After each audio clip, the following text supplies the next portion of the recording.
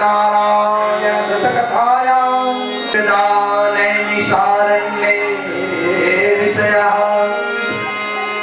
पप्रच्छुरमुनयः सर्वे सूतं पौराणिकं खलु एक सौनकादिनां ऋषयो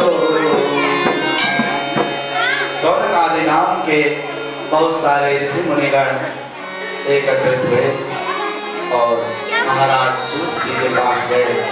सूत जी के पास व्रतेन तपसा प्राप्यते वांछितं फलम्। महाराज आप हमें कोई ऐसा व्रत कोई ऐसा उपाय बताएं जिससे मनोवांछित फल की प्राप्ति हो सकती है। तो महाराज सूत जी उन ऋषि मुनियों से कहते हैं कि हे मुनिवर तुमने बहुत ही अच्छा प्रश्न पूछा है। साधु पृष्ठं त्वया वत्सः लोकानुग्रहकाक्षयाम्। तो महाराज सूत जी ऋषि मुनियों से कहे हे मुनिगणों आपने बहुत ही अच्छा प्रश्न पूछा है। जिस प्रश्न का उत्तर जानने मात्र से मनुष्य का कल्याण होता है, अपने दुखों से मुक्त होता है, धन धान्य और सुख समृद्धि से युक्त होता है। तो महाराज सूत जी बता रहे हैं उन ऋषि मुनिगणों को कि कौन सा उपाय है। एकदा नारदो योगी परानुग्रहकाक्षयां पर्यटनं विविधानं लोकान् मर्त्यलोकमुपागतः। एक समय नारद मुनि जो कि उनका अपना स्वभाव है इधर की बात को उधर पहुंचाना डाकिए का काम भली भांति द्वापर सतयुग में नारद जी किया करते थे। तो डाकिया की भूमिका आज वो अच्छी तरह से निभा रहे हैं। तो नारद जी उनके मन में एक ऐसा ही विचार आ गया जैसे आज मेरे मन में विचार आ गया कि भगवान शंकर जी की आराधना है। तो ऐसे ही नारद जी के मन में भी विचार आ गया कि मनुष्यों का हाल चाल जान लिया जाए। तो इस लोक में नारद जी आ गए। नारद जी पहुंच गए हैं अब इस धरती में। अदो दृष्ट्वा जनान् सर्वं नाना क्लेश समन्वितान् नाना योनि समुत्पन्नान् क्लिश्यमानान् सुकर्मभिः। ओहो नारद जी आप पहुंचे तो देख रहे हैं कोई ये कह ही नहीं रहा कि मेरे पास बहुत सारा धन है। कलयुग में सबको धन चाहिए बाकी कुछ नहीं चाहिए। तो नारद जी जब धरती पर आए तो देख रहे सब धन के पीछे भाग रहे, हम भी भाग रहे, सब धन के पीछे भाग रहे। तो नारद जी ने देखा रहे यहाँ तो सब लोग परेशान हैं और वो भी धन के। तो नारद जी के मन में विचार आया हे भगवान कैसा समय आ गया है, सब लोग धन के पीछे भाग रहे। तो आखिर इनकी समस्या का समाधान कैसे हो, ऐसा नारद जी के मन में विचार आए। लोगों की समस्याओं का समाधान करने के लिए। और जैसे ही वह विष्णु लोक में पहुंचे तत्र नारायणं देवं शुक्लवर्णं चतुर्भुजं शंख चक्र गदा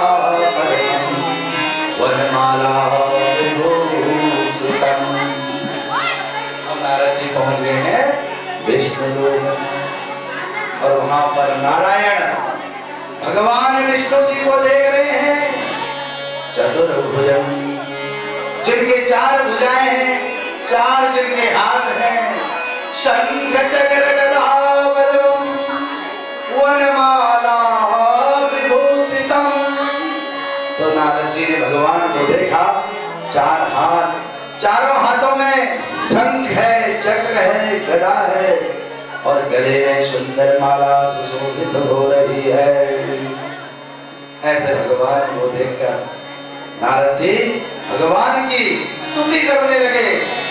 अब नारद जी अब सीधे तो भगवान से अपना प्रश्न नहीं कह पाए, अपनी समस्या नहीं बता पाए, तो उन्होंने सोचा कि भगवान की थोड़ी तारीफ कर दी जाए। सामने वाले से यदि अच्छे अच्छे बोल बोलवाने हो तो उसकी थोड़ी तारीफ कर दो। जो आपको सबसे ऐसा लगता है इस व्यक्ति को मुझसे कुछ ज्यादा परेशानी है, उस व्यक्ति से आप कभी परेशान मत होना, उसकी तारीफ कर देना उसके साथ, बस वो इतना खुश हो जाएगा। अब देखो नारद जी भगवान से कुछ नहीं कह पाए, भगवान से उसकी तारीफ करने लग गए ताकि भगवान स्वयं बोल जाए।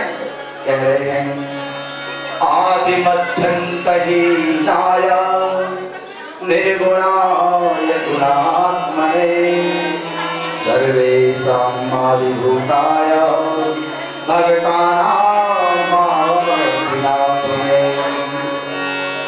भगवान कह रहे हैं कि हे प्रभु आपका कोई आदि मध्य अंत नहीं है, निर्गुण आपका स्वरूप है। प्रभु आपको किसी ने नहीं देखा, फिर भी लोग आपके आगे हाथ जोड़े कर रहे हैं, मंदिर मंदिर भटक रहे हैं, पहाड़ों में जाया कर रहे हैं कि भगवान यहाँ विराज रहे, देखा किसी ने नहीं, फिर भी आपके ऊपर बड़ी श्रद्धा रखे हुए भगवान। तो मैं चाहता हूँ कि उनकी यह श्रद्धा बनी रहे। तो भगवान समझ गए कि आज नारद जी के मन में कोई बहुत बड़ा प्रश्न है, जिस प्रश्न का उत्तर जानने के लिए आज नारद जी इतने व्याकुल हो रहे हैं और हमारी इतनी तारीफ कर रहे हैं। तो भगवान ने स्वयं नारद जी से कह दिया, हे मुनिवर किमर्थम आगतोऽसि तुम किमते मन शिवकते। हे मुनिवर आज तुम यहाँ कैसे पधारे हो, तुम्हारे मन में क्या विचार है, कौन सा आखिर प्रश्न ऐसा है जिसके लिए आज आपको स्वयं मेरे सामने आकर मेरी आराधना करनी पड़ी। तो नारद जी बड़े भाव से भगवान से कह रहे हैं, उन्हें पता है, नारद जी को पता है, यदि मैं भाव से भगवान को कहूंगा तभी भगवान मेरी सुनेंगे और मेरी बात का जवाब देंगे। तो सभी भक्तगणों से भी कहता हूँ कि भाव से भगवान का ध्यान करें। तो नारद जी से जब पूछा भगवान ने कि क्यों, नारद जी था घूमने के लिए, मैंने देखा, मैंने सोचा कि पृथ्वी में जा करके आओ, पृथ्वी के लोग कैसे हैं सबसे मिल के आओ। वहां गया तो सब लोग भाग रहे हैं, कोई धन से परेशान है, कोई पुत्र से परेशान है, कोई बीमारियों से परेशान है, कोई भौतिक दुखों से परेशान है तो कोई दैहिक दुखों से परेशान है, दैहिक दुखों से ज्यादा परेशान है। दैहिक दुख मतलब शरीर की बीमारियां, शरीर की बीमारियों से भी बहुत सारे लोग परेशान हैं। हमारे बीच में इस सभा में बैठे हुए हमारे कई मित्रों को, कई बंधुजनों को भी दैहिक दुख हो सकता है। आज यदि भगवान के सामने हम आराधना कर लें तो वह दैहिक दुख कल सुबह खत्म हो जाएगा। तो इसलिए भाव से भगवान का भजन कर रहे, हरि बोल। तो नारद जी भगवान से भजन कर रहे, हरि बोल।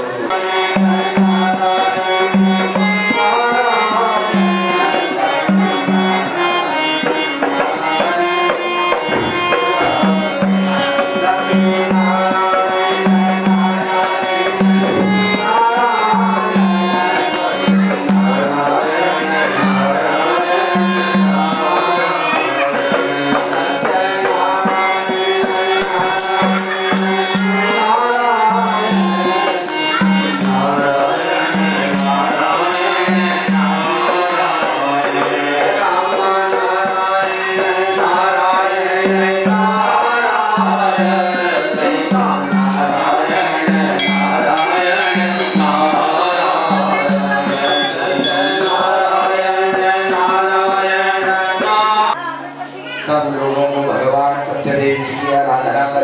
चाहिए, उनकी कथा सुन लेनी चाहिए। यदि कोई अपने घर में कथा नहीं करा सकते तो भक्तों को कथा सुन लेनी चाहिए, और सुने तो ध्यान से। ऐसा बिल्कुल ना सोचे अंदर बैठकर बाहर क्या हो रहा उसको भूल जाए, बस भगवान में अपने आप को रमा। इस कथा का, इस पूजा का सारा विधान हमें बता दो। तो भगवान कहे दुख शोकादिशमनम धन धान्यम प्रवर्धनम सौभाग्य संपत्तिकरम सर्वत्र विजयम। तो भगवान ने कहा दुख एवं शोक को दूर करने वाला एवं धन को बढ़ाने वाला, सौभाग्य एवं संतान का देने वाला, सभी स्थानों पर विजयी करने वाला। यस्मिन कस्मिन दिने सत्याव भक्ति श्रद्धा समन्वितो ब्राह्मणेर बंधवे चयो सहितो धर्मतंत्रः। तो भगवान सत्यनारायण जी की कथा का कोई मुहूर्त नहीं होता। आज के बाद यदि कोई मेरे यजमान यहाँ पर बैठे हो तो मुझसे मुहूर्त ना पूछे कथा करने का, बस फोन करके बता दे पंडित जी फलानी तारीख को कथा करनी है। भगवान ने कह दिया कि कोई मुहूर्त नहीं है। यस्मिन कस्मिन दिने मत्या भक्ति श्रद्धा समन्वितो। भगवान की पूजा के लिए मन में श्रद्धा चाहिए, मन में विश्वास चाहिए, कोई मुहूर्त नहीं चाहिए। अमावस्या के दिन भी सत्यनारायण भगवान की कथा हो सकती है। इसीलिए भगवान का मन से ध्यान करें। ब्राह्मणेर बंधवे चैव सहितो धर्म तत्पर। अपने धर्म में तत्पर हो जाए। कई रीति रिवाज होते हैं, उन रीति रिवाजों का पालन अवश्य करें। कहीं केवल गेहूं के आटे का चूर्ण प्रसाद होता है तो कहीं सूजी मिक्स करके भी होता है। तो जैसा श्रद्धा है वैसा करें। प्राचीन काल में इतनी निर्धनता थी कि व्यक्ति के पास मिठाई और लड्डू लाने के लिए पैसा नहीं होता। घर में आटा होता था उसी को भून लेते थे। गाय और भैंस बहुत होती थी तो घी बन जाता था। देसी घी में आटा भून लो तो प्रसाद तैयार, कुछ नहीं लगने वाला उसमें। तो इसीलिए आज कलयुग में मिठाई भी ला सकते हैं, लड्डू भी ला सकते हैं, पेड़े भी ला सकते हैं, जो जो श्रद्धा है सब कुछ ला सकते हैं। बस भगवान के प्रति अटूट विश्वास अपने मन में रखना है। कलयुग का फल केवल विश्वास का है, क्योंकि कलयुग में बहुत ज्यादा ताम झाम की भगवान को जरूरत नहीं। वो कह रहे हैं कलयुग केवल नाम आधारा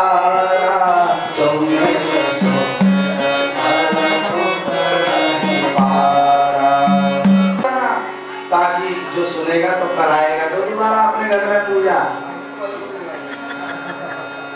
तो ब्राह्मणेर बंधवे चैव, ब्राह्मण और बंधु बांधवों को बुलाएं।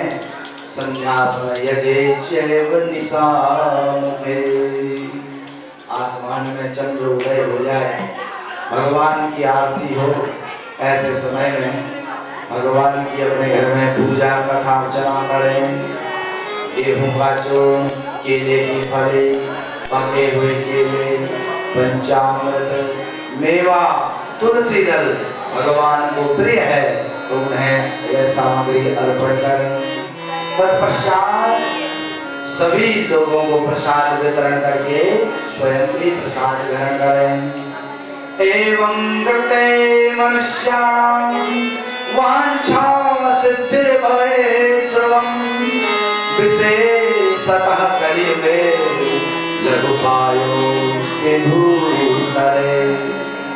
विशेषकर इस कलयुग में भगवान सत्यनारायण जी की जो एक कथा है ना, जिसको हम कह रहे मजाक बना रहे, ये ये बहुत बड़ी दवाई है, बहुत बड़ा अमृत है भगवान नाम का। भगवान श्री सत्यनारायण का जो नाम है बहुत बड़ा अमृत है। इस अमृत को अपने हाथ से न जाने देगा, जितना हो सके ग्रहण करेगा। श्री स्कंद पुराणे रेवाखंडे श्री सत्यनारायण कथायां प्रथमोऽध्याय श्री सत्यनारायण अर्पणमस्तु। श्री सत्यनारायण भगवान की जय। सभी लोग बोले, सभी लोग भगवान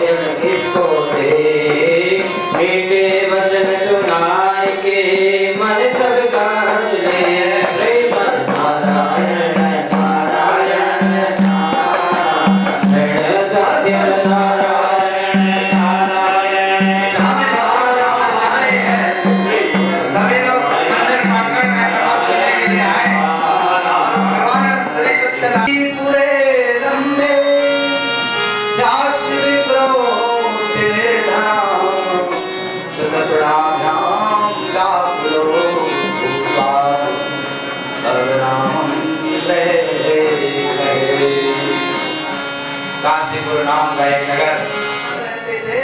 वो बिल्कुल वैसे ही निर्धन थे जैसे 10 साल पहले पूरी तरह से मैं भी था।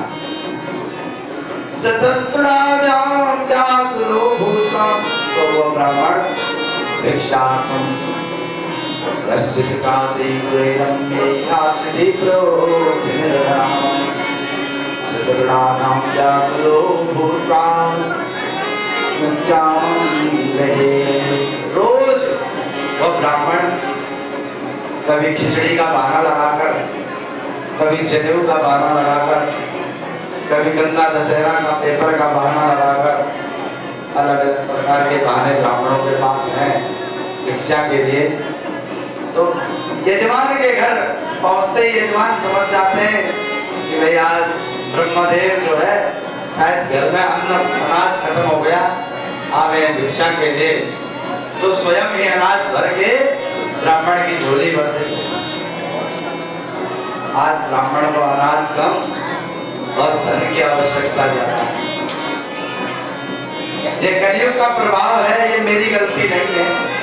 कलयुग का प्रभाव है कि अनाज कम प्रिय है और धन ज्यादा प्रिय है। तो ब्राह्मण रोज बेचारे घूमते जाते थे भिक्षा के लिए, उन्हें कोई भी कुछ दे के राजी नहीं था। जैसे ही देखे कि ब्राह्मण आ गया है गली के घर के बाहर या घर के किनारे पर, तो दरवाजा बंद कर बोला आपने खाने के लिए तो है नहीं, मुसीबत और आगे इसको देना पड़ेगा। तो ब्राह्मण देवता बड़े परेशान, फिर भी उन्होंने भगवान से अपनी लगन नहीं हटाई। ऐसी लागी लगन, लागी लगन, राहों में मगन, मैं तो लागी लगन, राहों में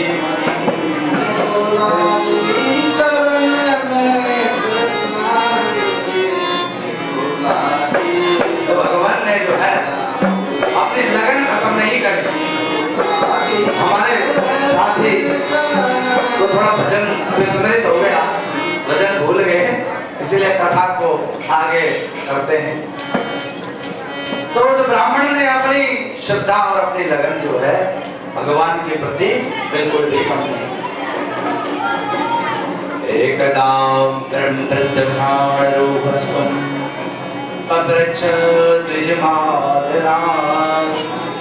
एक दिन भगवान ने देखा कि मेरा भक्त परेशान है, तो भगवान ने एक वृद्ध ब्राह्मण बूढ़े ब्राह्मण का रूप धारण कर लिया और उस गरीब ब्राह्मण के पास आ गए। और गरीब ब्राह्मण कृपया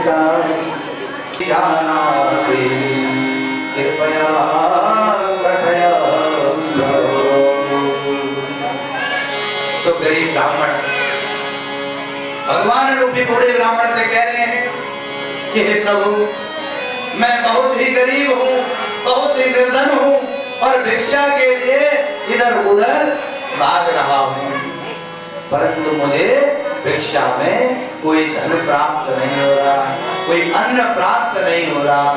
जो भी मुझे देखता दरवाजा पहले बंद कर लेता है। आखिर मेरी इतनी शकल इतनी भी खराब नहीं है प्रभु कि लोग मुझे दूर से भगाने लग जाते। तो भगवान से कहता है वह गरीब ब्राह्मण, उपायम यदि जानासि कृपया। बैठने की जगह तो किनारे में छोटी थोड़ी बहुत जगह मिली, वहीं बैठ गए।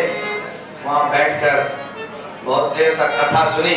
कथा सुनते सुनते जैसे अध्याय आगे बढ़ते गए, कथा सुनाते हुए ब्राह्मण देवता ने कह दिया प्रसाद लिए बगैर कोई नहीं जाएगा।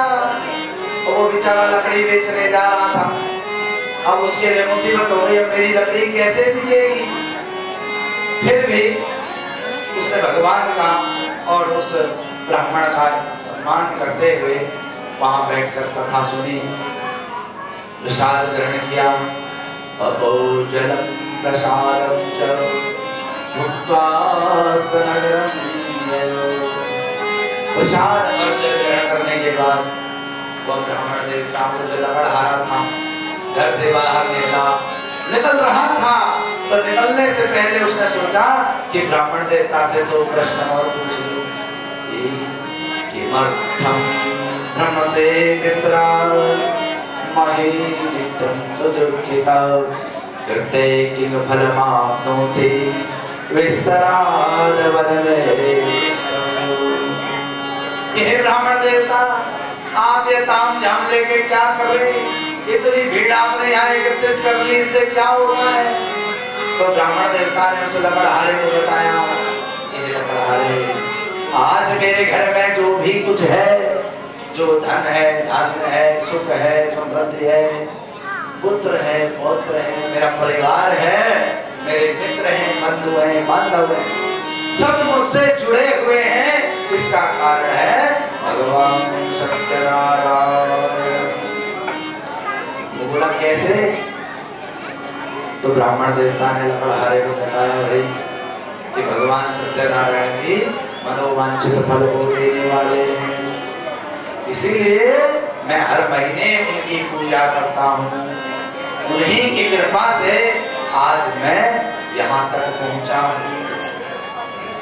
तो लकड़हारा बहुत खुश हुआ और बाहर निकलकर काष्ठम दत्वा तुमस्तके, उन्होंने अपने उस लकड़ी के ढेर को अपने सिर में रखा और ऐसे नगर में चले गए।